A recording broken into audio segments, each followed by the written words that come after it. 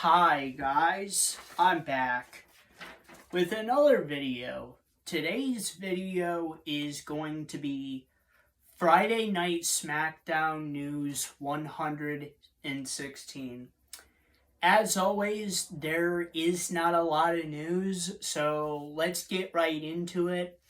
All I gotta say is there's not really a lot of news tonight because this is the Friday Night Smackdown after SummerSlam. So there's really not much going on. You know, they're building up storylines for the next couple pay-per-views, stuff like that. So let's get into it. So the first thing is a singles match. Charlotte Flair versus Asuka. Winner of the singles match by DQ, Asuka. Second thing, Damage Control attacks Asuka and Charlotte Flair. Third thing, interview with Santos Escobar.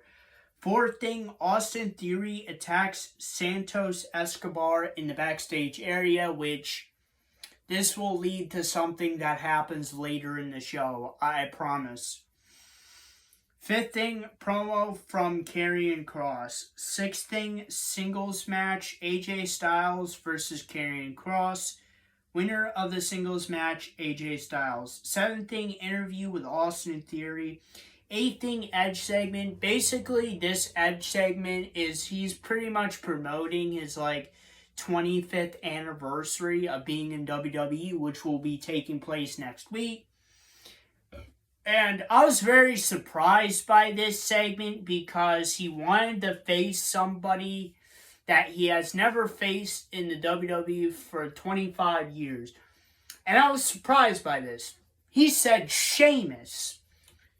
Two of my favorite wrestlers have never fought each other. Edge and Sheamus. Sheamus has been in WWE for about 15 years now. Edge has been in it for 25, but they have never fought each other. See, Sheamus has been around WWE since 2008, and Edge retired in 2010 because of his neck injury. So they were never able to face each other, but on next week's Friday Night Smackdown, they will first face each other for the first time. The Rated R Superstar Edge versus the Celtic Warrior Sheamus. Two of my favorite wrestlers fighting each other. To be honest, I think it's going to be a great match. They're two pretty good performers, and they're two of my favorite wrestlers. So, I was pretty happy about this segment. And that's pretty much about it. Ninth thing, singles match, LA Knight versus Top Dollar. Winner of the singles match, LA Knight. 10th thing, LA Knight segment. 11th thing, Bobby Lashley and the Street Profit segment. 12th thing, singles match for the United States Championship. Austin Theory, the champion, versus Rey Mysterio. Winner of the singles match and the new United States champion, Rey Mysterio. Now, this goes back to what I said earlier in the video about Santos Escobar being attacked in the backstage area. So, here's what happened. So, earlier in the night, Santos Escobar got an interview, and then he was attacked by Austin Theory. Austin Theory, in the process of attacking him in the backstage area, injured his leg. So I was like, okay. So what I thought they were going to do was, it was going to be an underdog story. So Santos Escobar gets attacked by Austin Theory in the backstage area because of that interview. He goes on with the leg injury during the match against Austin Theory. Santos Escobar pulls through and wins the match. But that's not what happened. What happened was Austin Theory attacks Santos Escobar after his interview in the backstage area. And then as Santos Escobar is coming down to the ring for the United States Championship match, Austin Theory attacks his leg once again, injuring Santos Escobar's leg again. And then they announced that Rey Mysterio would be replacing Santos Escobar in the match. And that's why Rey Mysterio is the United States Champion. Now, I'm not mad about Rey Mysterio being the United States Champion. I'm not mad at that at all. I don't think Rey Mysterio needed to be United States Champion again. Because he was already a two-time United States Champion. After this win, he's the third-time United States Champion. I felt they could have gave the title to LA Knight, but what made me mad was the rumor was they wanted a Latino United States Champion, which when Santos Escobar beat Rey Mysterio in that fatal four-way tournament or whatever, I thought Santos Escobar was going to become the United States Champion. And you know what? That's not what happened. This whole storyline was screwed up from the start. It was screwed up.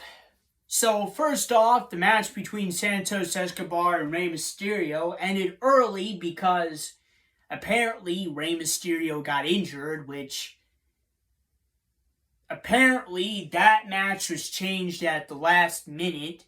Rey Mysterio was not actually injured, and that was a part of the storyline. That was already a bad start. And then tonight made it even worse, with Austin Theory attacking Santos Escobar and making him not be in the match. So Rey Mysterio replaces him. Now the plan was for Santos Escobar, a Latino, to become the United States Champion. They were basically rumoring this like a week, 2 weeks before, Santos Escobar fucking won the thing. So I thought that's what was going to happen, was Santos Escobar was going to be the new United States Champion. And I actually would have been pretty happy with that because Austin Theory hasn't been doing anything with the United States Championship to begin with. So I thought having Santos Escobar be United States Champion would be good because he's a part of the LWO, he's a face, and he could do an open challenge. But not anymore. I don't know. Rey Mysterio could do the open challenge thing like John Cena did a couple of years ago. I'll be fine with that, but that's not what I'm talking about here. What I'm saying is they fucked up this whole storyline. It was bad from the start, and it was bad from the finish. I'm not too sure what happened. To be honest with you, I don't think it's Triple H's fault. Now, did Triple H come up with this storyline? Yes, he did. I think he wanted to take it into a whole different direction where Santos Escobar would become the United States Champion. But I think there was a little meddling from Vince McMahon. Yes, Vince McMahon is a part of creative again. But he's not the head curator. The head curator for creative is Triple H. But Vince McMahon has his input because he's the owner of WWE. So whatever storyline Triple H wants to do, it has to go through Vince McMahon for his input. And that's what I think happened here. That's what I think ruined this storyline. So what my envision is for this storyline was, so Santos Escobar was going to win the Fatal 4-Way thing from the beginning, and then he was going to face Rey Mysterio, and they were going to have a passing of the torch moment with Santos Escobar and Rey Mysterio, where Santos Escobar beats Rey Mysterio clean. And then 2 weeks later, which it is right now, Santos Escobar would fight Austin Theory.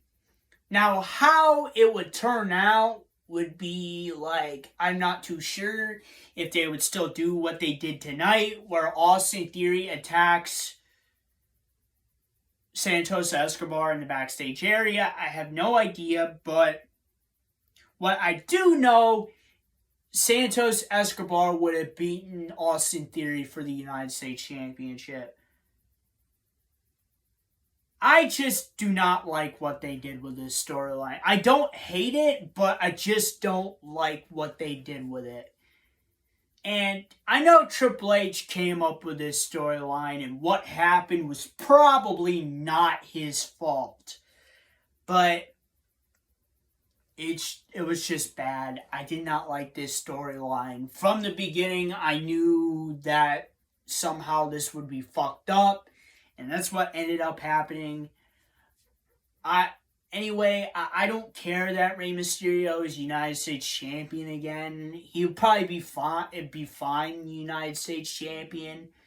They could turn it around by just having Rey Mysterio do the John Cena Open Challenger thing they did a couple of years ago with John Cena.